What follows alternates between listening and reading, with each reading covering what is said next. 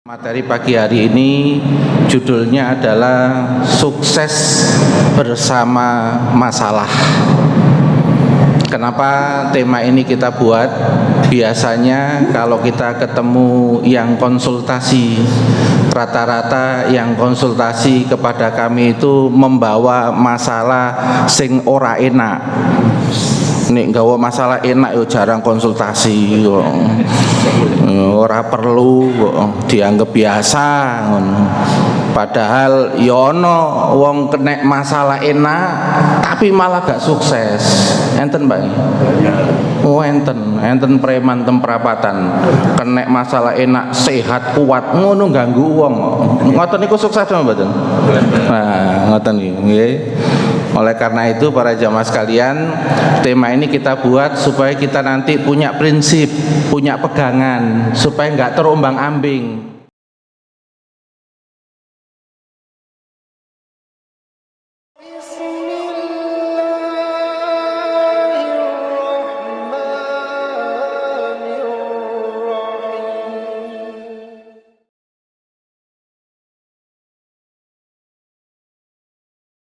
Assalamualaikum warahmatullahi wabarakatuh.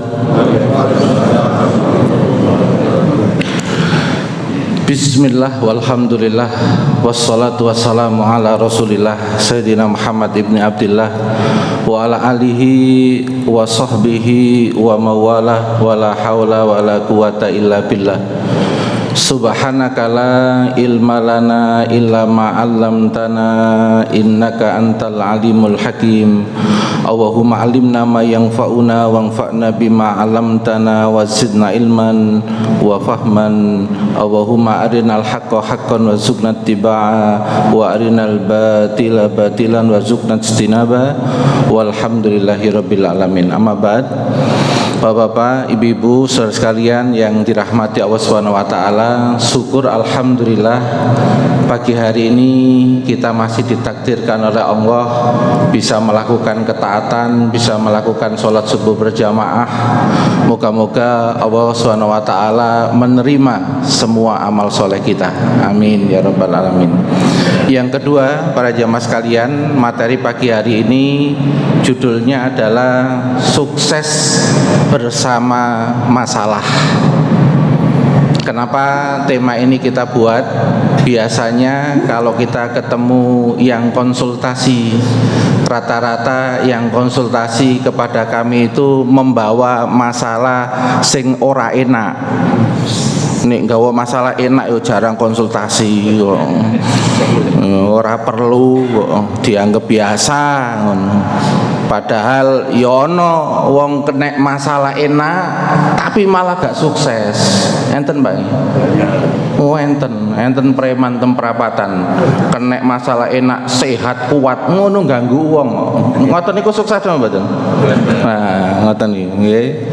Oleh karena itu para jamaah sekalian, tema ini kita buat supaya kita nanti punya prinsip, punya pegangan, supaya nggak terombang-ambing, nggak terkena tipuan melihat dunia. Kata orang Jawa itu sawang sinawang. Kamu hanya melihat tampilan aja luar, tapi kamu harus punya pegangan, prinsip sukses sak tenane ku apa sih? Wong sukses itu. Karena dalam bahasa Arab sukses itu dalam Al-Quran populer menggunakan dua kata, al-falah sama al-fauz. Ya, al-falah sama al-fauz. Kalau di percakapan umum menggunakan najah, ma'an najah, semoga sukses. Tapi kalau di dalam Al-Quran biasanya menggunakan dua kata yang populer, yaitu al-falah sama al-fauz. Qad aflahal mu'minun, sungguh beruntung atau sukses orang kalau masih punya iman. Loh, sampai Quran itu mengatakan sukses itu bukan dilihat dari sisi aksesoris. Awakmu loro wis 5 tahun tapi imane gak berubah, gak sampai terpengaruh kon tak obati waras pindah agama ya enggak, dia enggak terpengaruh itu. Tapi tetap pokoknya imanku harus saya pegang sampai menghadap kepada Allah walaupun loro tapi imannya tambah kuat. Sukses sama mboten? Sukses. Tapi suwehat nggih. tapi malah ditawari jodoh engko wanteng suwoge ya digaweno omah kei mobil tapi syaratnya pindah agama mari ngono dia nikah pindah agama enak Pak uripe Pak secara donya ngoten niku sukses sama mboten Masya Allah Rodotul Jannah hebat ora terpengaruh blas ya karo donya langsung bisa menemukan definisi sukses. Para jamaah sekalian, yang pertama yang akan kita bahas adalah hubungan takdir dan masalah. Ini basicnya. Ya, ternyata apapun yang menimpa kita, enak dan tidak enak, itu ada peran takdirnya Allah. Cuma kadang-kadang manusia kan ketipu. Aku iki sugih karena upayaku re. Aku iki sekolah ya. Aku iki ya belajar ya. Aku ini sekolah, aku ini belajar, bisa pinter, terus jadi pegawai, lalu oleh duit akeh. Kan kadang-kadang mikir kaya ngoten Pak nggih. Lah ngoten niku kudu hati-hati karena secara tauhid apa yang menimpa kita itu perannya Allah. Secara syariat memang ada perannya kita, ikhtiar kita. Nah itu di dalam agama itu diletakkan pada porsinya. Iya awakmu oleh itu karena ikhtiarmu, tapi eling yo iki nang kerajaane Gusti Allah. La yaqa'u fi mulkihi ma la yuriduhu. Tidak akan terjadi di kerajaannya apa-apa yang tidak dikehendaki. Makanya para sahabat itu punya zikir masya Allahu kan wa malam yasha lam yakun wala haula wala quwata illa billahil aliyil azim. Apapun yang dikehendaki Allah terjadi. Kalau enggak dikehendaki ya tidak terjadi. Ya tidak ada daya kekuatan kecuali dengan izin dan pertolongan Allah. Itu sampai jadi zikir pagi dan petang loh Pak. Sahabat itu ada yang khusus menzikirkan kalimat itu untuk menguatkan apa? Keyakinannya. Akhirnya sahabat itu gak gampang wedi Pak. Dikandani omahe kebakaran ini sewantai sik kerja aku tak selesaikan akadku karena wa'aufu bil uqud. Aku harus memenuhi akad kerjaku ini. Ngono mulai nang kampunge omahe sing liyane kobong, omahe dhewe gak kobong Pak. Loh coba bayangkan. Kenapa? Karena yakin terhadap pertolongan Allah Subhanahu wa taala. Para jamaah sekalian, maka apapun yang menimpa kita enak gak enak itu ada perannya Allah. Surat At-Taghabun ayat 11. Ma asoba min musibatin illa bidnillah. Apapun yang menimpa kalian enak gak enak itu ada izin dan kehendaknya Allah itu. Nah, yang menimpa kita itu akhirnya dijelaskan oleh Al-Qur'an. Satu surat di surat Al-A'raf ayat 168 wa balaunahum bil hasanati wassayiat. Kami memberikan bala ya timpaan sesuatu berupa yang hasanat, yang enak-enak kayak sehat ya, dikai duit 1 M pengen Pak pengen wajar duwe hawa nafsu ya mesti pengen ya. Umpama malaikat ini gede-gede apa duwe soalnya gak duwe hawa nafsu nggih. Wa balanahum bil hasanat sugih sehat anak nurut istri nurut ya nyenengno seneng Pak ya. Wa balanahum bil hasanat tapi juga dikasih wassayiat tapi dikasih yang buruk. Ya, baik ini maksudnya persepsinya manusia. Sehat ya menurut persepsi manusia itu ya enak, baik. Ngaten Pak nggih. Makanya ayat yang lain juga mengatakan wa nablukum bisarri wal khairi fitnatan. Kami terus-menerus menggunakan fi'il mudhari' Pak, bukan fi'il madhi. Berarti istimror. Mulai teko kandungan sampai nanti mau wafat iku bergantian Pak yang menimpa enak gak enak. Ono sing enake rada dawa gak enake rada titik, ono sing gak enake dawa enake mek titik. Nah jenengan purun sing pundi? Sing enak dawa. Lah masalah jenengan bukan panitia, masalah ngoten nggih. Kita cuma peserta. Ya di kerajaan ini kita cuma peserta Pak. Gitu. Ono panitiane yang diperintah sama Allah Subhanahu wa taala. Ibaratnya apa? Kita ini dapat jatah masing-masing. Makanya nek duwe jatah masing-masing itu khidmat sama jatahnya. Ojo kakek ndelok sing liyane. Kok enak yo sing iku yo. Iku yo enak yo. Kira-kira Pak, wong nek model uripe ndelok kanan kiri terus rada nglamun-nglamun ngono iku dhek akeh amal saleh apa akeh nglamun ya, Pak? Akeh ngenes sih. Iku padha karo ya arek mahasiswa atau arek siswa dikai ujian karo gurune. Toleh. Soale kok ngono, Dek. Toleh sing kanan. Soale kok ngono. Mari ngono waktune entek. Nah, kira-kira waktune entek ya apa wajahe, Pak? Manyun deh lho, mari guru nggarap apa? Nah, iku nilainya apik apa elek? Elek. Kentekan waktu. Padahal dunia itu kanggo beramal, gak kanggo komen. Banyak untuk beramal. Oh, aku dikek jatah koyo ngene gak apa-apa, jatahku iki apa optimal, maksimal, produktif. Nggih, Pak nggih. Sing miskin duweni kok tenagamu produktif apa? Gitu. Ana sing njaluk bantu enteng wae. Renes Idul Fitri kok nek entengan. Oleh konguan, oleh amplop, oleh sarung. Betul, Pak nggih? Ati awakmu kaken jaim, jaga image purane. Aku nek dikek sakmono tok ya aku gak iso. Anakku telu ya apa hitungane iki ya gak cukup. Mari ono ditawari kerja sing titik-titik ngono niku rada jaim. Kira-kira iku nek Idul Fitri oleh konguan apa mboten? Oleh sarung apa mboten? Mboten kok sing soge-soge batin awakmu kok andek modele kaya ngono. Sapa sing ngiling? Ya, enggak ada yang berkesan. Nggih, Pak nggih? Enggak ada yang berkesan. Kok ketinggalan kok rada mikir teman jenengan nggih. Kok eling-eling sapa nggih. Masyaallah nggih. Jadi ternyata ketika Allah itu punya takdir, nanti kalau belajar di pesantren itu kan ada takdir mubrom, ada takdir mu'alaq. Nah itu sebenarnya dikasih bahasan itu jenengan supaya proporsional. Nek takdir mubrom iku aja mbok pikire berubah. Aku kok lanang ya. Kok enak ya dadi wedok, tak barek dadi wedok lho, bahaya. Iku nek takdirmu brom iku wis gak usah dipikir, kok bapak ibuku sing model ngene, jane enak lho di bapak ibu kaya ngono. Nah, iki gak paham.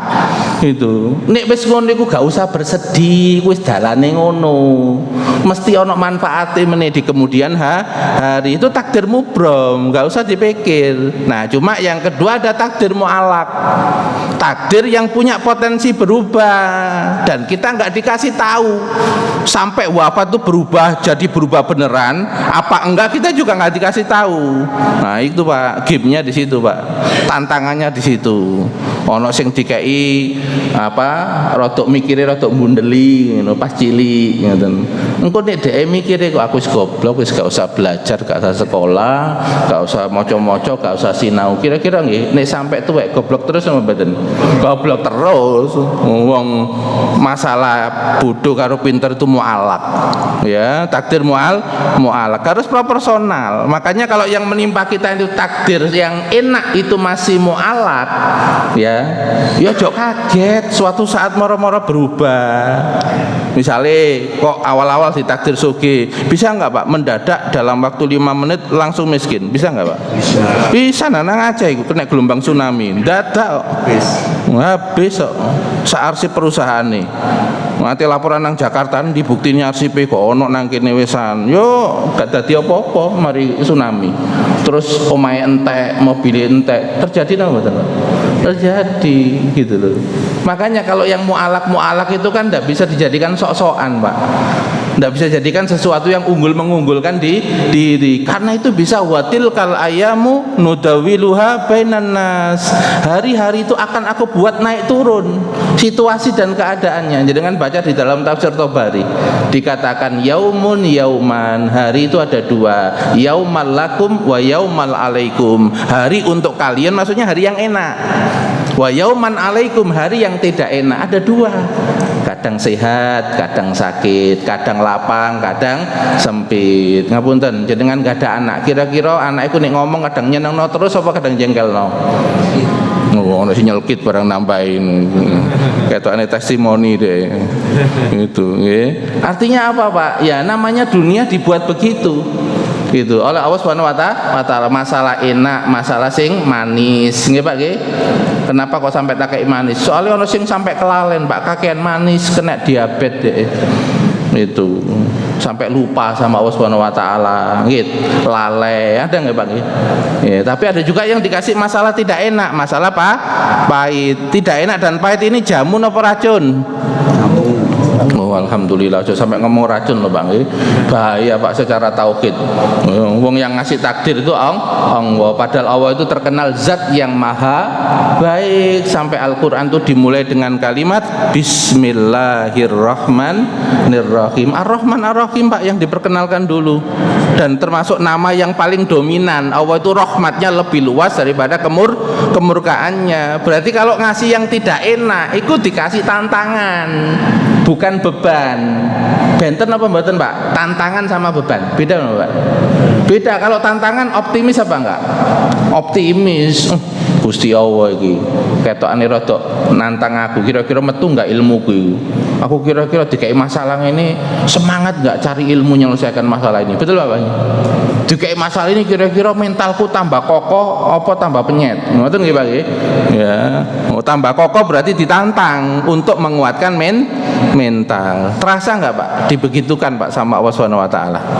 Ini yang terasa Pak, yang sejak kecil mengalami soro Pak. Tapi dia bangkit belajar mandiri. Anak yang seperti ini Pak, ketika tumbuh dewasa, skill hidupnya lebih bagus nggak dibanding dengan yang lain? Lebih bagus karena dia belajar dari umur yang muda, belajar skill sendiri, tidak bergantung pada orang lain. Tapi waktu awal-awal merasakan, anak itu kira-kira merasakan pahit apa mboten? Pahit. Gak enak apa mboten? Gak enak. Tapi setelah dewasa, pikirannya berkembang, itu baru ngerti, ya Allah, ternyata jenengan noto perjalanan hidupku ngono iku ceritane koyok ngene yo. Ternyata dalam kehidupan sekarang ono gunane. Aku mbiyen niku ngalami gak enak supaya saya lebih tangguh. Terasa enggak Pak dibegitukan sama Allah? Nah, kalau jenengan terasa, itu namanya paham hadis Nabi, man yuridillahu bi khairan yusib minhu. Barang siapa dikehendaki menjadi hamba yang lebih baik, maka Allah memberikan masalah enggak enak pada dia, memberi musibah kepada dia. Ini hadis sahih Pak yang menjelaskan. Berarti kan informasinya valid. Ya, bahwa Allah itu tidak punya niat jelek. Wa ma rabbuka bidzalamil lil abid. Tuhanmu tidak pernah mendolimi hambanya. La yadlimu rabbuka ahada.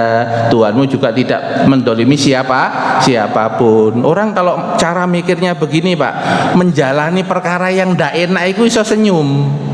Itu meskipun ya rada pahit-pahit Pak, tapi saya senyum. Padha karo mbah-mbah niku lho, dikei jamu pahit, kira-kira dilepeh napa diombe karo senyum? Terus putih Bu, dinginum nggih, dinginum sambil senyum nggih. Kenapa? Tahu faedahnya. Ngono ate diroyok karo anake, Pak tak ombe aja nggih Pak nggih. Ya, karena sudah tahu faedahnya. Makanya orang itu kalau sudah tahu faedah dikasih masalah tertentu, dia itu enggak sakit hati sama Allah. Itu yang disebutkan di dalam kitab Al-Hikam karya Imam Ibnu Athaillah As-Sakandari. Beliau mengatakan innama yu'limuka fil man'i li adami fahmika anil lafi. Yang membuat kamu sakit hati, emosi ketika dikasih masalah karena kamu nggak paham maksud Allah di balik masalah itu apa. Nggak bisa ketemu Pak, maksud Allah ngasih masalah itu seperti apa. Orang itu kalau menjalani sesuatu Pak, ngerti maksudnya Pak. Seperti orang pegawai itu loh Pak ya, di training 3 hari, tapi ngerti maksudnya 3 hari meskipun dibuat nggak enak, mereka tahan apa enggak Pak? Tahan, karena sudah ketangkep filosofinya. Kenapa kok training 3 hari, kenapa kok diperlakukan begini, perlakukan begitu. Itu orang nanti menjalani dengan apa? Dengan senang hati, sampai bisa mengucapkan kalimat alhamdulillah ala kulli hal. Ngalami gak enak itu, saya iso alhamdulillah ala kulli hal. Kenapa? Dibantu oleh mindset Pak, cara mikir yang lebih tinggi. Itu sampai orang-orang soleh Pak, di kitab Al-Hikam itu mengatakan begini, musibah bagi orang soleh adalah hari raya buat mereka. Hari raya itu sedih apa seneng toh Pak? Seneng loh, kalimatnya itu sampai mengatakan hari raya. Kenapa? Karena naik derajat berarti. Wong apik tapi kok sik dikei cobaan anak, cobaan pasangan, cobaan harta. Itu tandanya mau dinaikkan derajat. Tapi kadang-kadang ono sing ngomong ini kok, aku luwih apik, kok sik dicoba. Pernah krungu enggak Pak omongan ngono? Kata ono sing pernah curhat tok ngono ngomong ngono iku ya. Itu berarti lupa ada hadis Nabi di riwayat Imam Abu Dawud yang menyatakan ada seorang hamba yang di catatan Lauhil Mahfuz itu derajatnya sekian. Tapi amal-amal solehnya itu belum nyampe derajat itu. Padahal umurnya itu wis karek 5 tahun atau 10 tahun gak ngatasi ki amal ini. Digenjot, di booster jadinya Bang. Di booster karo apa? Masalah, musibah supaya apa? Muncul amal-amal soleh. Orang itu kalau dapat masalah yang tidak enak, biasanya amal solehnya sedikit apa banyak? Banyak, nggih Pak nggih. Mikir, kok ketemu sopo, ya apa carane? Betul Pak nggih? Nah, butuh amal yang lebih banyak. Nah, kalau amalnya lebih banyak, pahalanya lebih banyak apa enggak? Banyak. Kalau pahalanya lebih banyak, derajatnya naik apa enggak? Naik, itu maksudnya. Kalau kita melihat dunia itu seperti ini Pak, kira-kira menjalani hidup bisa lebih tenang apa enggak? Bisa lebih tenang. Karena hada darul amal. Ini hari bukan untuk cari enak-enak, hari beramal. Cuma dikai enak iku mek bonus. Betul? Nah, sing dikai bonus itu kadang gak kabeh Pak. Kadang bonus iku mek ana 10%, ana sing kei bonus 30%. Nek bonusnya 30% ya 70% ten akhirat. Nek bonusnya nang kene 10% ya 90% ten akhirat. Sampeyan milih pundi? 90% nang donya, 10% ten akhirat, apa 10% nang donya, 90% ten akhirat. Milih pundi? 90 dunia dan akhirat. Oh. Nah, ini murid yang pinter ngakali guru. Jadi buat acara sendiri. Nah, artinya memang manusia begitu Pak. Pengennya itu yang apa? Yo enak nang dojo sangang polo, nang akhirat yo sangang polo. Padahal dunia dan akhirat itu perbedaannya seperti jari yang dicelupkan ke laut. Betul nggih Pak nggih? Nah, sedangkan akhirat itu kayak lautnya itu. Gitu ya. Makanya kalau dulu para ulama jawabnya itu begini, aku ora milih. Gitu. Soalnya kok nek ora milih gak melu ngatur-ngatur. Betul nggih Pak nggih? Nah, itu yang disebutkan di kitabnya Imam Ibnu Athaillah namanya Isqatut Tadbir. Isqatut Tadbir itu ndak ikut ngatur-ngatur sing ariahe Gusti Allah. Dek ikhtiar aja, tapi gak ikut ngatur-ngatur. Kok wis ikhtiar, kok misalnya kok oleh 2 juta saulan, ora apa-apa. Ikhtiare wis wakil lho Pak. Berarti aku ikhtiarku iki dibalas luwih akeh.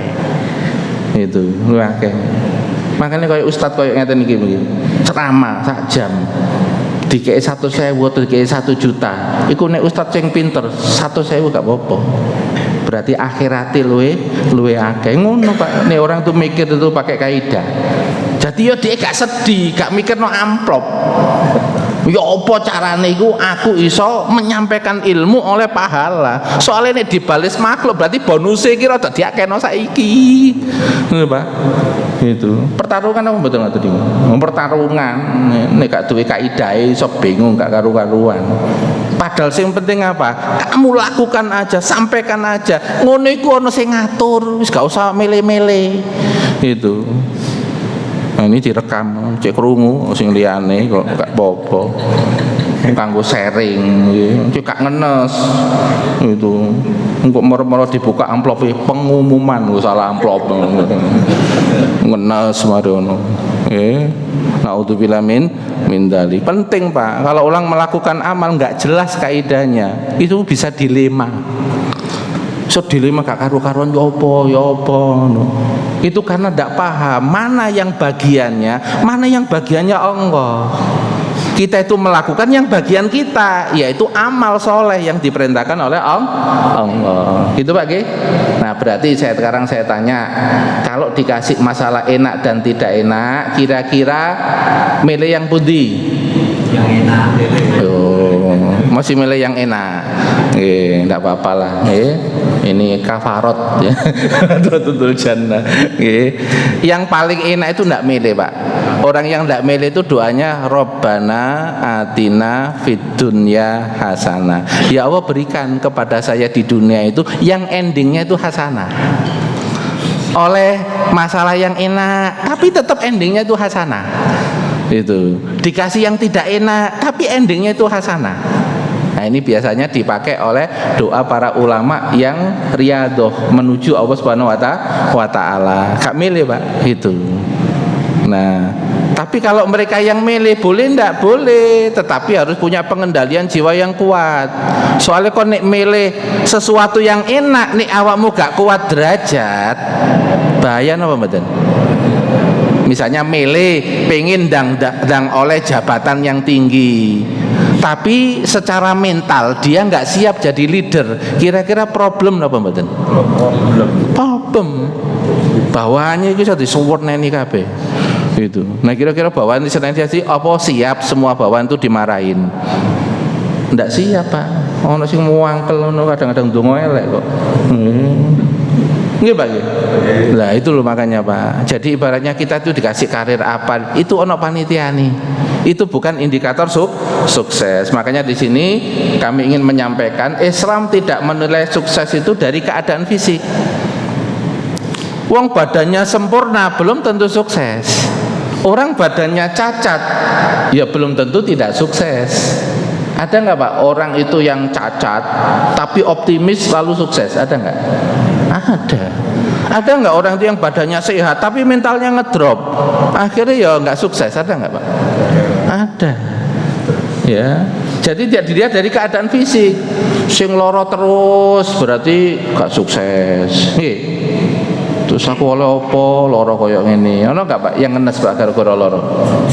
Nah, ini saya ingin membangun, ini yang kita pakai untuk ngasih ke klien Pak, supaya muncul optimis memandang hidup. Sing megang masa depan itu Allah, masih dinamis, masih berubah. Karena ini mu'allak, takdir mu'allak, takdir yang masih punya potensi berubah. Yang ditunggu awakmu mau berubah apa ora. Betul Pak nggih? Innallaha la yughayyiru ma biqaumin hatta yughayyiru ma bi anfusihim. Sesungguhnya Allah tidak akan merubah nasib suatu kaum hingga dia merubah dulu apa-apa yang ada pada dirinya. Nggih. Nggih, coba kita tes sekarang Pak, nggih. Nah, ini kita coret Pak. Ya. Sukses itu enggak ditentukan oleh prestasinya dalam jabatan, dalam karir. Bukan itu indikator sukses dalam agama, Pak. Menurut Allah Subhanahu wa taala, ya. Supaya apa, Pak? Setiap yang kita lakukan itu dapat pahala. Indikatornya harus menurut siapa? Allah Subhanahu wa taala. Karena kembali kita ke Allah, bukan ke manusia, bukan ke dunia. Maka standar yang kita pakai harus standar yang diridhoi oleh Allah, yang dimaui oleh Allah. Kira-kira masuk akal nggak Pak begini ini? Bisa dipahami Pak? Ya, alhamdulillah. Nah sekarang kita tes, apakah orang yang ditimpa sakit yang lama berarti dia gagal dalam hidup? Betul nggih? Ya, kalau nih lama timah sakit gagal, Nabi Ayub ya suwe lorone. Mosok wani kita ngomong Nabi Ayub terus gagal ngono. Awakmu kok urip kok turu wae nang loro gitu ya. Memang dikasih masalah yang tidak enak berupa sakit, sudah ikhtiar berobat tapi masih belum diberikan kesembuhan. Bukan berarti dia gagal, dia sedang menjalani masalah yang tidak enak ya. Nanti di bawah kita akan melihat indikator sukses itu gimana ya. Yang kedua, apakah orang yang sering sehat otomatis sukses? Boten. Sing sehat-sehat itu sing korupsi itu sing sehat-sehat atau sing sakit? Sing sehat. Gitu nggih. Nek sakit ya iso mikir apa? Gak sempat kok. Ya jane pengin, cuma ya lara ngono. Nggih Pak nggih. Ya jenenge hawa nafsu nggih. Apakah orang yang lama dalam kemiskinan sama dengan gagal? Ya. Aku kok suwi ya 50 tahun gak meningkat belas gitu. Ya, apakah itu langsung indikator gagal Pak? Miskin itu kena miskin? Enggak. Ya. Yang kedua, apakah orang yang lama kaya itu otomatis lalu dia itu katakan sukses? Enggak. Bahkan di Rusia itu kaya tapi bunuh diri Pak, pengusaha. Ya, berarti mentalnya bagus apa enggak? Enggak, kaya tapi mentalnya enggak bagus. Ketika kena problem enggak kuat mengakhiri hidup. Ya. Orang yang sering dalam kesempitan, apa berarti dia gagal dalam hidup? Boten. Orang itu kalau dalam kesempitan, dia ditawari namanya pahala sabar, dan pahala sabar itu tanpa batas. Betul Pak, kalimatnya dalam Al-Quran tanpa batas. Maksudnya apa? Yang ngasih pahala langsung Allah kalau orang sabar itu. Ketokane uripe ngenes ya. Tapi sampean meninang akhirat kuwaget derajate iso tingkate luwih tinggi dari sampean. Bisa terjadi apa enggak Pak? Bisa. Makanya yang ngalami nggak enak itu ketokane itu kayak lakon ngono, menangi nguri ketokane. Cuma maksudnya seneng nggak menjalani lakon tersebut. Betul Pak? Ada loh Pak kisah dalam riwayat hadis itu orang yang dongo Pak gak diijabah blas karo Gusti Allah. Ngono ternyata di akhirat itu derajatnya tinggi sampai kaget. Ya Allah, saya itu ngamal apa? Amalnya dia yang terbanyak itu ndonga terus Pak, tapi yo gak pernah ijabah. Ndonga miskin, ndonga sugih yo gak sugih-sugih. Ndonga sehat, tapi yo sik kena bolak-balik kena loro gitu. Nah nang akhirat itu dia kaget dengan amalnya yang besar. Kata Allah apa? Itu adalah amal dari doa-doamu yang tidak aku ijabah. Apa katanya? Kalau tahu begini ya Allah, saya pengen seluruh doa saya dulu itu nggak diijabah semua. Betul Pak? Loh, makanya ngerti nih gurine itu. Ini informasi, maksudnya apa? Jenengan kok ndonga bolak-balik, kok gak diijabah langsung sesuai isi doa, ndonga terus. Gimana Pak? Soalnya doa itu kalau tidak diijabah sesuai dengan isi doa, yang pertama bisa dialihkan untuk apa? Menghilangkan musibah atau menghindarkan musibah. Atau yang kedua akan dibalas di akhirat. Nah itu urusan panitia Pak. Mana sebagian dipakai menghilangkan musibah, mana yang dipakai untuk simpanan di akhir. Gak usah mikir, pokoknya ndonga. Kok gak muja perlu ndonga terus tapi kok gak apa-apa. Aku pokoknya kan ngadep Gusti Allah, karena yang mampu mengatur semua itu cuma Allah. Itu nilainya tinggi Pak, karena dia fokusnya ibadah, fokusnya itu pengagungan kepada Allah yang memang layak diagungkan. Perkara pembagian iku ono panitiai.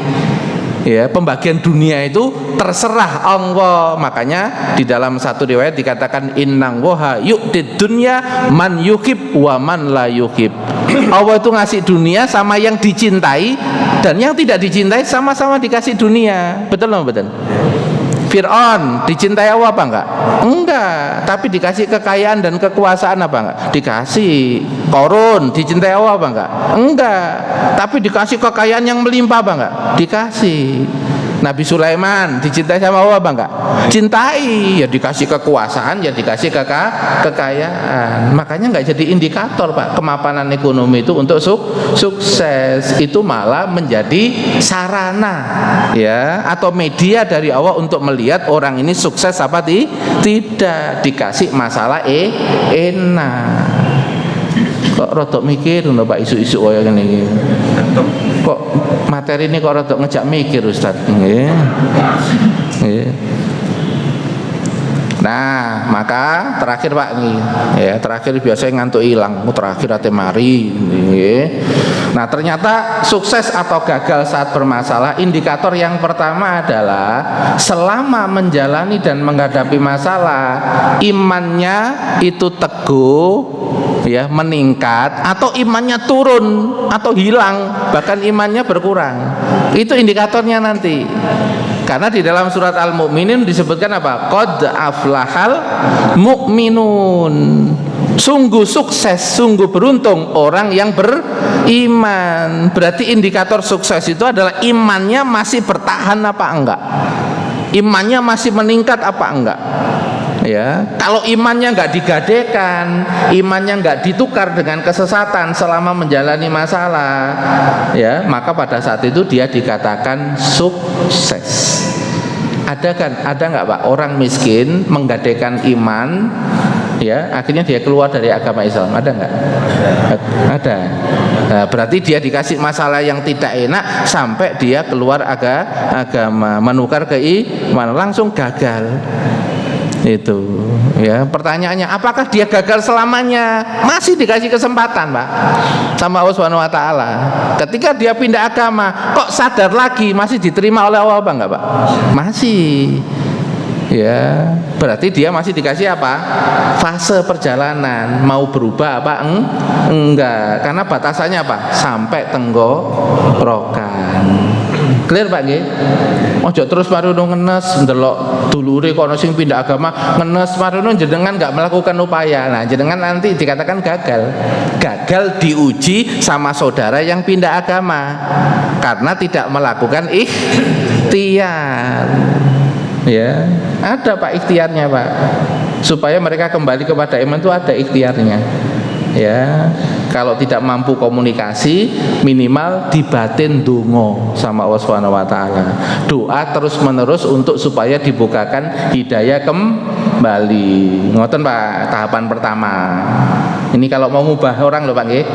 Ya, karena indikator sukses orang yang diuji saudara yang keluar agama itu dia pertama pakai doa. Doa hidayah supaya mendapatkan hidayah. Yang kedua, pakai pendekatan psikologi kejiwaan, pendekatan. Tetap diapii. Kita ini kalau dengan orang yang beda agama, perintah agama itu disuruh berbuat baik apa disuruh berpencar? Berbuat baik kan? Sampai itu ada orang tua agamanya beda, dalam Al-Quran apa? Dikatakan apa? Wa sohibhuma fid dunya ma'rufa. Pergaulilah orang tuamu sekalipun dia itu nyuruh-nyuruh yang gak benar, tapi dalam urusan dunia kamu tetap harus baik. Moga-moga dengan kebaikannya itu suatu saat dia itu hatinya jadi lembut. Paham Pak ya logikanya Quran Pak ya? Quran tuh logikanya sangat menarik sekali. Meskipun iki atos atine terus koyok gelap, kita yang di dekatnya, keluarga terdekat itu masih disuruh berbuat baik sama dia. Sekarang saya tanya, Allah kepada makhluk-makhluknya yang nakal-nakal, yang ateis, gak percaya, yang keyakinannya bertentangan dengan keinginan Allah, masih dikasih harta apa enggak? Tuh masih. Ya, masih dikasih oksigen apa enggak? Masih. Karena memberi dalam perkara itu merupakan akhlak seorang muslim. Bisa jadi dengan akhlak itu nanti orang itu hatinya bisa lembut karena terus-menerus melihat kelembutan, melihat kebaikan. Kok ketokane rodok mikir ngono ta Ustaz. Tak kira nek karo wong sing wis beda iku langsung dimusuhi ae. Wis sepurane cukup persaudaraan kita harus sampai di sini. Enggak begitu Pak dalam konsep agama itu. Perjuangan itu tanpa akhir gitu. Hasil itu jangan diperhatikan Pak. Iku ono panitiae. Makanya dalam Islam itu sukses itu bukan ditentukan oleh pencapaiannya, tapi sukses itu ditentukan oleh apa? Proses amal solehnya itu benar terus apa enggak. Masalah endingnya kok tidak mendapatkan, itu jenengan nggak akan ditanya sama Allah.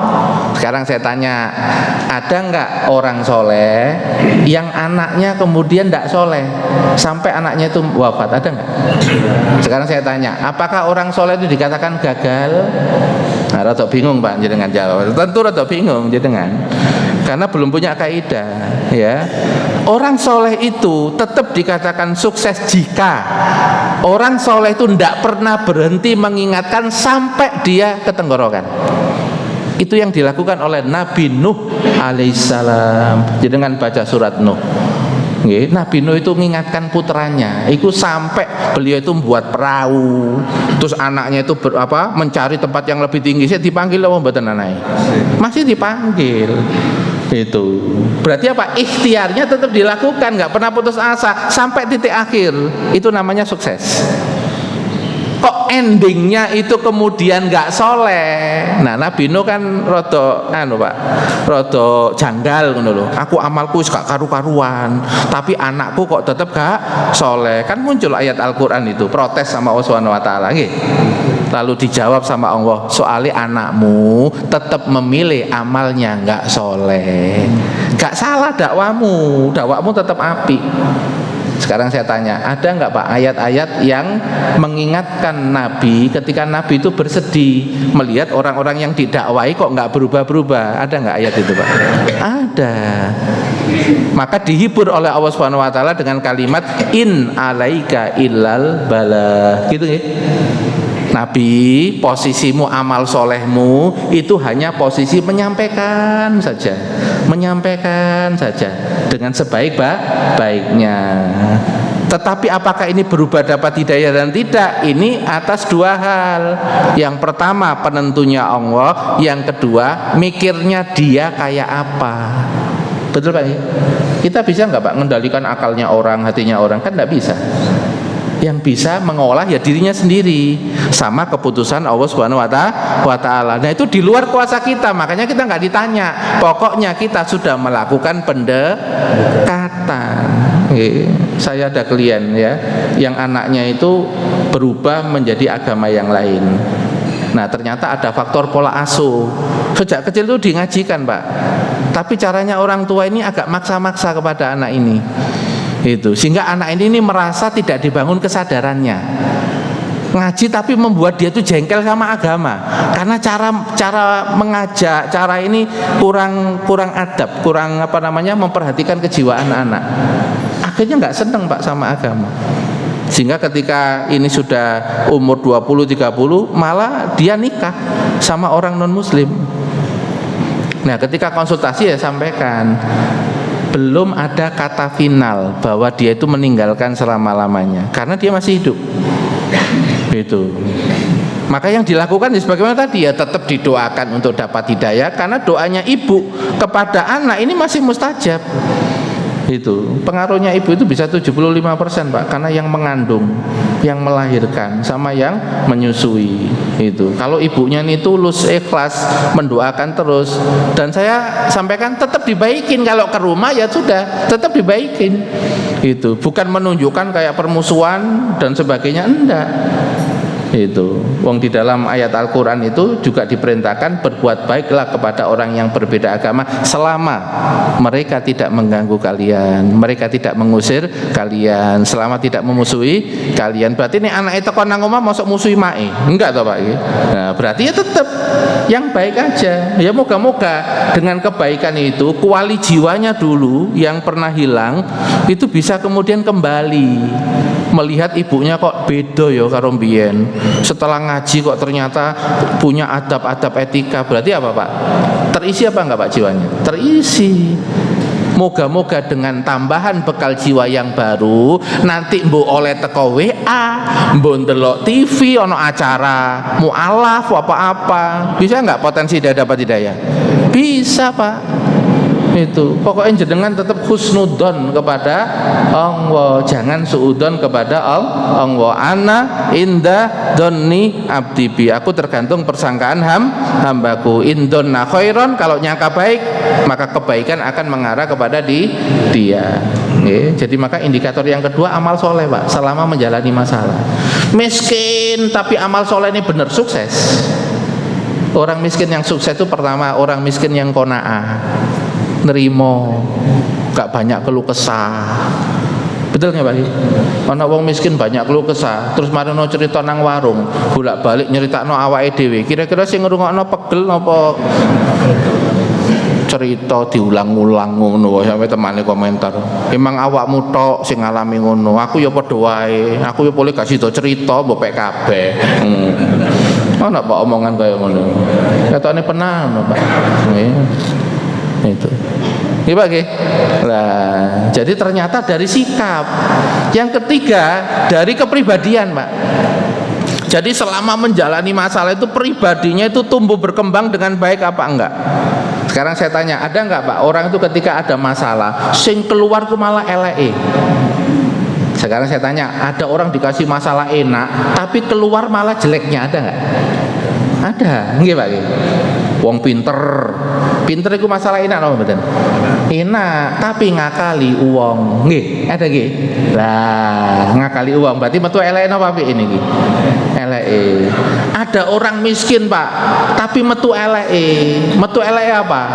Suudon karo wong sugih. Suudon sugih sebelah kanan niku ya aku ro carane semono iku kok. Umpama aku gelem ngono ya sugih. Lah iki wong miskin sing atine elek. Itu ya. Kata seorang penyair ya, idza sa'a fi'lul mar'i sa'at dununuhu. Kalau orang itu perilakunya memang sudah jelek, donnya ke orang itu mesti jelek. Omongan-omongannya itu Pak keluarnya jelek. Ono wong Pak ya lewat Pak ireng. Ngono dia komen, kok gosong ya wong ini. Lah iku teko komene wis ketok Pak. Nek jero niku iso elek. Nek wong apik Pak, ana wong ireng, ngono iku gak kuat ngomong gosong. Dia ngomong, "Ya gak putih tapi manis." Coba bayangkan. Bisa iso ngomong Pak, sisi positifnya iso ngomong. Ana wong lewat, irunge iku pesek Pak. Ngono malah irung kok mblesek ngono ya lho, coba bayangkan. Ngomong iku lho langsung gak wenakno ati nggih Pak. Tapi kalau orang yang orang yang hatinya masih baik, ya gak bangir sih, tapi sewedep kok, sewedep. Betul Pak Ki? Coba bayangkan. Orang itu kalau hatinya itu baik, keluar dari ucapannya itu, komennya itu nanti bisa tetap baik. Pengennya itu nyenengkan orang, bahagiakan orang, ya. Nah, orang itu kalau hidupnya pengen bahagiakan orang, apalagi kerabat terdekat, keluarganya, itu dikatakan apa? Afdalul a'mal ba'dal faraid. Amal paling afdal setelah yang wajib-wajib bukan poso, bukan tahajud, Pak, tapi memasukkan rasa bahagia kepada musim yang lain, sehingga dengan rasa bahagia itu dia terdorong amal soleh, terdorong untuk optimis melakukan perubahan yang lebih baik. Coba bayangkan Pak, angel apa gampang ngoten niku? Wangel lah aku iki membahagiakan awakku dhewe sik PR nggih. Nanti insyaallah Pak materi berikutnya kalau yang yang tematik nanti bahagia bersama masalah. Iki saya sukses Pak. Nggih, nanti kasih materi lagi namanya bahagia bersama masalah. Duwe utang 1M iso mesam-mesem Pak. Saya iso mesam-mesem di utang 1M. Berarti dia punya konsep bahagia Bang ya Pak. Punya konsep bahagia dia tahu cara menggerakkan jiwanya tetap bahagia ketika mendapatkan masalah yang tidak enak. Nanti tunggu di channel yang sama ya, bersama dengan Pak Wono ya dan juga tim. Insya Allah nanti kita akan bertemu di pertemuan selanjutnya. Ya, sebagai penutup para jamaah sekalian ya, terkait dengan gimana? Oh ada yang mau nyampe monggo silakan. Monggo. Ini pompong perayaan ini. Oke, terima kasih. Ada seseorang punya pikiran bahwa anak yang baru lahir itu adalah putih, kertas putih. Terserah orang tuanya mau dicoreti warna merah, hitam atau kuning. Terus dia begitu punya anak kecil dipondokkan karena orang tuanya mendidik atau mencetak atau anak itu dicetak untuk menjadi ustaz. Dipondokkan sudah pondok lama, kemudian dia itu setelah keluar dari pondok akhirnya dia kuliah di informatika. Senang di informatika. Dan akhirnya anak itu senang berusaha informatika, sekarang kerja di perusahaan sebagai admin perusahaan. Dan saya tanyakan, kalau orang tuanya tadi mencetak anaknya untuk jadi ustaz, ternyata jadinya jadi admin perusahaan. Apakah itu dikatakan gagal dalam mendidik anak? Terima kasih. Saya jawab langsung Pak ya. Nanti kalau ada tanya lagi ya. Itu jawabannya tadi Pak, itu di slide nomor 3. Iya, Mbok Ile ngapa ora gak ngerti. Jadi ternyata sukses itu bukan ditentukan oleh prestasi yang dia capai. Ya, misalnya kita punya cita-cita, anak saya ini hafid Quran, tapi perjalanannya ternyata nggak bisa hafid 30 juz. Apa ini langsung dikatakan gagal? Enggak. Gitu. Karena ini kaitannya dengan capaian sesuatu. Tidak mesti orang itu nanti diizinkan untuk mencapai itu. Gitu. Bisa juga dialihkan sama Allah dalam bidang yang lain. Dikatakan tetap sukses asal selama dalam koridor imannya tetap ada dan meningkat. Yang kedua, amal solehnya di bidang yang baru tetap ada amal solehnya. Itu amal soleh itu kan berarti kepada orang tua juga tetap berbuat baik, punya adab dan etika. Meskipun informatika itu, tapi kalau adab sama orang tua, amal soleh pada orang tua, birrul walidain bagus, dia dikatakan tetap sukses. Ketika dia admin ternyata sholatnya malah rajin berjamaah, tetap dikatakan sukses. Karena indikator sukses itu adalah imannya tetap teguh dan meningkat. Sukses itu amal solehnya tetap jalan. Apalagi ditambah yang ketiga, Pak, ternyata ketika dia di informatika ketemu karakter yang macam-macam, Pak, tapi ternyata kedewasaannya dia muncul, ya, nafsul amaro. Mungkin dulu ketika belum ke pondok, mungkin saya metul di pondok dia bisa mengelola menjadi lawama, introspeksi diri, kekurangan saya apa, keterbatasan saya apa, diprogram, Pak, disempurnakan sampai mutmainah. Dadi ndelok wong si karakter elek-elek itu malah senyum. Praktek, wayahe praktek iki ditawari, iki aku dijengkeli berarti dilatih sabar. Aku dikecewakan karo pimpinanku iki, berarti aku dilatih ridho. Memang ya didolimi, tapi iki tak delok pimpinanku sampai 5 tahun ketemu terus ini tak dongakno elek tambah ngenes aku, tak dongakno apik ae, tak dongakno apik, muga-muga pimpinannya berubah. Karena doa orang yang didolimi mustajab. Ya Allah, mustajab ya Allah, kula dilarani pimpinan kula tapi mboten napa-napa, saya ketemu 5 tahun ya Allah, dereng pensiun, tiange dereng pensiun, muga-muga atine kebuka. Betul, Pak nggih? Iku nek sampai pensiun, Pak, mari ngono dadi ahli ibadah, Pak. Terus sampean punya peran selama di perusahaan, doakan lo berubah, dapat jariah apa enggak? Cerdas berarti sampean, Pak, beramal soleh. Jadi jenengan itu mboten kebulet sama eleknya orang, tapi melihat eleknya orang itu jenengan ditawari mau nggak berperan untuk mengubah jeleknya orang. Nah, yang paling punya khan besar untuk mengubah itu yang didolimi, Pak. Itu cuma yang didolimi kuat apa ora ngene. Itu dalam keadaan yang tetap baik, doanya baik. Kalau kuat diubah, Pak, sama Allah Subhanahu wa taala. Wong ate pensiun, biasanya nek pensiun iku rada madhep jejeg nang ngarepe Gusti Allah, gak mikir kanan kiri. Ngoten nggih, Pak nggih? Nggih. Pripun? Nggih. Satu lagi, monggo.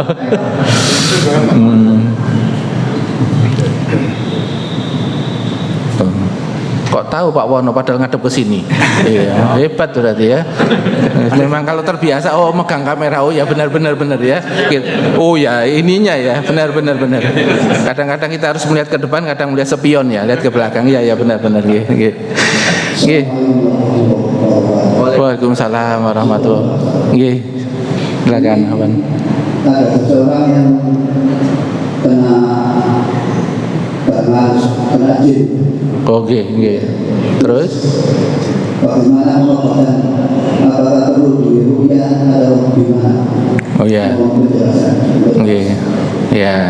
Terima kasih. Nggih. Jadi begini nggih, nanti kalau ada kasus-kasus yang berkaitan dengan masalah kesurupan ya, atau berkaitan dengan diganggu jin ya, itu kalau pandangan dasar Islam itu menyelesaikannya itu ada pakai pendekatan primer, ada pendekatan sekunder. Kalau kita itu hanya pendekatan sekunder, primernya ini kemudian tidak diselesaikan, maka sekunder ini nanti akan berkepanjangan. Sekunder itu termasuk ruqyah. Ruqyah kalau dalam pandangan Islam itu dia pendekatannya masih pada pendekatan sekunder. Itu. Ya, pendekatan primernya apa? Pendekatan primer itu pembenahan jiwanya. Karena teori dasarnya kenapa jin itu sampai masuk dan mengganggu, karena kualitas kejiwaannya ini yang nggak sempurna. Dia membuka pintu. Ya, membuka pintu sehingga jin itu terus-menerus menggoda. Misalnya ada orang itu yang sedih berkepanjangan, ada yang kemudian marah, memendam marah yang berkepanjangan. Itu sama dengan dia mengundang energi, Pak, negatif untuk masuk, karena jin itu energi gitu. Nah, kalau kemudian sudah masuk dibiarkan terus, ya potensinya nanti bisa fisiknya kena. Itu. Nah, caranya bagaimana? Maka kalau di kami, kalau ada kasus-kasus begitu, kita baca psikologinya dulu. Kita baca kejiwaannya dulu. Ya, enggak langsung kita bacakan, Pak, ayat kursi sampai ping pitu. Ya tak baca ayat kursi ya jine metu. Cuma aku pas mulai dia balik meneh masalah. Karena apa? Pintu jiwanya ini belum tertutup. Itu. Nah, makanya bahasa Al-Quran itu kan qad aflaha man zakkaha, sungguh sukses orang yang menyempurnakan jiwanya. Zakah itu artinya at-tahur wa nama, mensucikan dan berkembang. Makanya zakat itu kan artinya pertama adalah membersihkan, yang kedua berkembang. Kenapa? Karena kalau orang mengeluarkan zakat akan ditambah sama Allah Subhanahu wa taala, ma naqasa malun min shadaqatin, harta tidak akan berkurang ketika orang itu sedekah. Maka ngartikan qad aflah man zakah itu memang bisa pakai sungguh beruntung orang yang membersihkan jiwanya. Itu tahapan awal aja, membersihkan jiwa. Tapi kalau pakai arti yang lebih komprehensif, sungguh beruntung orang yang menyempurnakan jiwanya. Karena keadaan jiwa itu ada yang amaroh dulu, metu elek, amaroh. Nah, ini dinaikkan ke lawama supaya bisa introspeksi. Ngolok-ngolok bukan ngolok-ngolok orang, ngolok-ngolok bukan ngolok-ngolok keadaan. Laum mengolok-ngolok dirinya sendiri. Awakmu sih lemah, awakmu duwe karakter iki lho, bawaan sejak kecil rodok ngenesan, rodok manyun, rodok sedih. Akhirnya kon gak produktif, fight-nya kurang. Iki diatasi. Kok kurang fight iki diatasi. Jadi dia lebih banyak evaluasi ke dirinya, Pak. Enggak banyak nyalakan. Nah, kuno terlalu nekan Nah, kuno terlalu nekan itu ya gak bisa dikendalikan, itu luarnya kita. Itu. Maka yang kita lakukan adalah apa? Lawama itu adalah mengoreksi diri terus. Lalu kemudian punya program untuk menyempurnakan diri, lawama namanya. Kalau ini rutin istiqomah, Pak, naik, Pak, nanti menjadi nafsul mutmainnah. Baiknya nanti mudah keluar, ringan. Kalau mutmainnah itu nanti gandengannya dengan muksinin. Ya, lawama itu nanti gandengannya dengan sobirin. Ya, gandengannya dengan sobirin, dia mengendalikan, mengelola terus. Tapi kalau sudah mutmainnah itu gak maksa-maksa, Pak. Ya, dia kebaikan itu akan ringan. Jadi begitu, Pak. Nanti kalau ada kasus begitu, tidak cukup hanya dengan diruqyah, tapi pribadinya anak ini harus kemudian diedukasi. Itu ya, saya dulu sama istri juga nangani yang ruqyah begitu, pakai cara lama, tapi lama kelamaan yo pegel, Pak. Nah, iya, aku kadang sampai mau rumah sakit pernah, Pak. Itu pegel gitu. Maka yang terbaik menjadi enteng ketika apa? Ketika yang konsultasi ini kita tata pikirannya. Ini toko jarak jauh ada ya dikei WA, tulisan-tulisan, ngechat gitu, noto toko jarak jauh. Ya, nah nanti kemudian yang ketiga, nanti biasanya kita kasih doa tapi konteksnya untuk kejiwaannya. Misalnya orangnya itu jiwanya itu cemas dan khawatir, berarti nek cemas dan khawatir obatnya itu doa-doa tawakal. Ya Allah, saya pasrahkan, misalnya dia itu takut tentang masa depannya, ya Allah saya pasrahkan apa baiknya masa depan saya, suksesnya masa depan saya, Engkau yang mengatur. Ya kita kasih kalimat-kalimat itu untuk membangun jiwa. Sing megang masa depan gak awakmu, gak wong tuamu loh ya, gak sopo-sopo, sing megang itu Gusti Allah. Nah, orang cemas dan khawatir ya dikasih obat tawakal. Nanti ada dikasih doa-doa yang mengajari tawakal pasrah. Yo tetap disuruh ikhtiar, Pak, tapi sesuai kapasitas, sesuai kemampuan. Kalau dia itu tipenya orang yang sedih dan kecewa, nah berarti obatnya ridho. Harus dibangun pemahaman harus ridho dengan apapun. Sing noto perjalanan hidup iki panitia gak awakmu peserta. Ini bagi kita semua peserta loh, Pak, bukan panitia.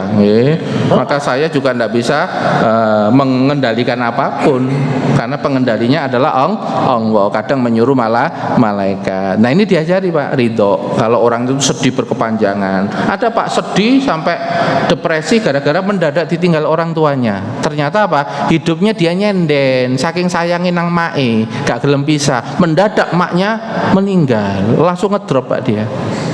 Itu bisa nggak terjadi pada suami dan istri? Saking istrine iku kok disendeni ngono. Soale istrine itu ngurus teko dhuwur sampe nisor Pak, kethoki kuku, apa kuwabe diurusi kabeh. Mendadak terus gak ono Pak. Kira-kira ya apa Pak? Kilangan apa mboten? Lho sing ngurus aku kok. Lho padahal sing ngurus ya tetep ono, Rabbul Alamin. Lho ini lho Pak. Ngobatinya begitu. Nah, nanti kalau ngobatinya begitu, nanti pakai doa, dia ruqyah sendiri bisa.